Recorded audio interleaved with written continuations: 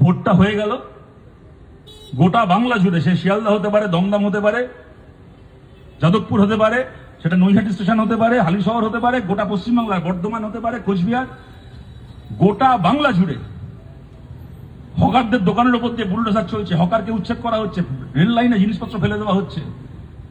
আপনারা দেখছেন এই স্টেশনগুলোতে, এই শিয়ালদা স্টেশনে, এই হাওড়া স্টেশনে, একটার পর একটা স্টেশনে, এই মোদির জমানায় বড় বড় কর্পোরেট হাউসকে প্ল্যাটফর্মে জায়গা দেওয়া হয়েছে দোকান করার জন্য। বড় বড় কর্পোরেট হাউসকে, এখান থেকে কয়েক কিলোমিটার দূরে শিয়ালদা স্টেশন, 2-2.5 কিলোমিটার দূরে গিয়ে চলে যান, কার দোকান নেই? ওয়াও মোমো থেকে শুরু করে, তার পিৎজা হাট থেকে শুরু করে, ওখানে KFC থেকে শুরু করে, এমনকি সোনার উপর দোকান হয়ে গেছে, গয়নার দোকান হয়ে গেছে রেলের সম্পত্তিতে, রেল টেন্ডার দিয়েছে। সেই দোকানগুলো থাকবে, গরিব চালা, গরিব ঝালমুড়িওয়ালার দোকান থাকবে না।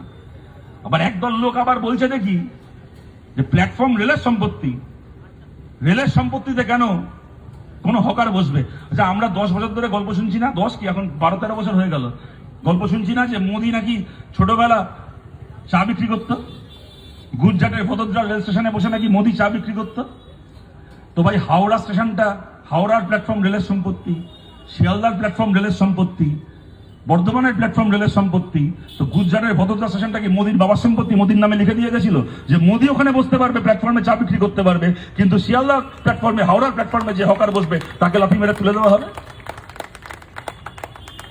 আবার ভোটের আগে ঝাড়গ্রামে প্রচার করতে ঝালমুড়ি খেয়ে গেল। আবার দেখি ঝালমুড়িওয়ালার কাছ থেকে ঝালমুড়ি খাচ্ছে। সেই ঝালমুড়িওয়ালা আবার ডবল ইঞ্জিন সরকারের রাজ্যের, বিহারের লোক। তাকে জিজ্ঞেস করছে তুমি কোন রাজ্যের, বাড়ি কোথায়? বলছে বিহারে।